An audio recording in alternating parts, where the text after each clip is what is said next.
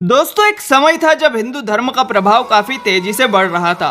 उन दिनों अमेरिका, रूस, ऑस्ट्रेलिया सहित तमाम बड़े देशों में नागरिक रोजाना हजारों की तादाद में इस्कॉन संस्था से जुड़कर हिंदू धर्म अपना रहे थे। भगवत गीता के प्रचार प्रसार के कारण कृष्ण भक्तों की संख्या लगातार बढ़ती जा रही थी। विदेशी सड़कों पर मृदंग व हारमोनियम पर हरे कृष्ण नाम का कीर्तन कर बड़ी तादाद में लोग जुड़कर नाचने लगते थे। ईसाई, यहूदी, मुस्लिम तमाम धर्म के लोग अपना धर्म छोड़ रहे थे।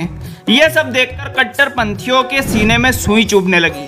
उन लोगों में यह डर बैठता जा रहा था कि अगर ऐसा ही चलता रहा तो धीरे धीरे देश के सभी नागरिक हिंदू हो जाएंगे।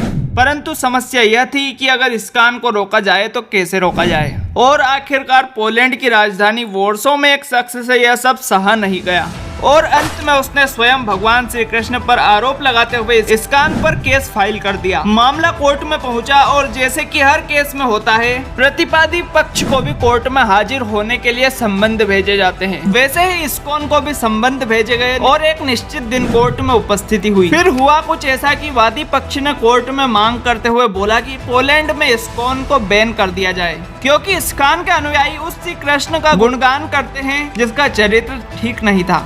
फिर नन ने आगे कहा कि वह गोपियों संग उनकी रासलीला के चर्चे काफी मशहूर है और यह सब मैं अपनी जुबानी नहीं कह रही हूँ, बल्कि इनकी किताबों में यह सब विस्तार से लिखा हुआ है कि कैसे श्री कृष्ण किस तरह से गोपियों को तंग करते थे। वे जब गोपियां पानी भरने जाती थी तब श्री कृष्ण उनकी मटकी फोड़ देते थे। नहाती हुई गोपियों के कपड़े उठाकर पेड़ पर बैठ जाते थे और तो और बांसुरी की धुन पर सैकड़ों गोपियों को एक साथ नचाते थे। इसके अलावा रासलीला का वर्णन तो ऐसा है कि पूछो ही मत। हजारों गोपियों के साथ श्री कृष्ण एक समय में नाचते थे। यही नहीं बल्कि श्री कृष्ण के बारे में यह भी कहा जाता है कि कृष्ण ने 16,000 महिलाओं से शादी भी की थी।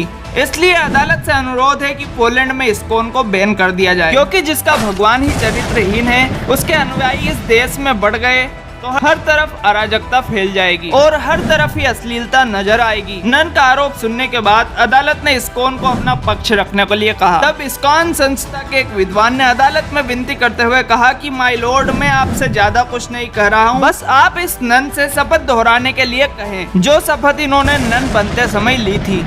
इस बात पर उस जज ने शपथ को तेज आवाज में बोलने के लिए कहा, परंतु नन कुछ नहीं बोली, वह चुपचाप खड़ी रही। दोस्तों, तब इस्कॉन के विद्वान ने जज से कहा यदि अदालत की अनुमति हो तो वे शपथ को पढ़कर सुनाना चाहते हैं। जज ने अनुमति दी। इसके बाद उस व्यक्ति ने सबके सामने जोर जोर से पढ़कर यह शपथ सुनाई और उस शपथ में यह साफ साफ लिखा था कि नन बनने वाली हर स्त्री नन बनते समय यह शपथ लेती है कि जीसस क्राइस्ट ही उसके पति है और वह आजीवन उनकी पत्नी बनकर रहेगी।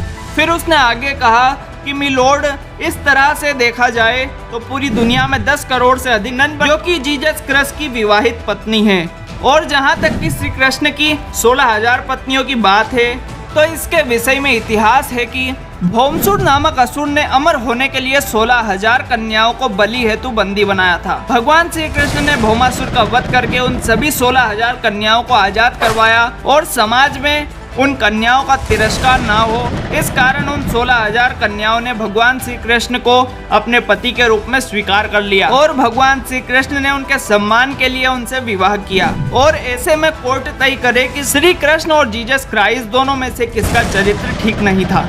इस बात को सुनते ही कोर्ट तालियों से गूंज उठा और हरे कृष्णा के जयकारे लगने लगे और फिर ये केस उसी वक्त खारिज कर दिया गया। तो दोस्तों, श्री कृष्ण पर हजारों सवाल उठाने वालों को क्या संदेश देना चाहेंगे, हमें कमेंट बॉक्स में जरूर बताएं। साथ ही इस वीडियो को अधिक से अधिक शेयर करें। बोलो राधे राधे।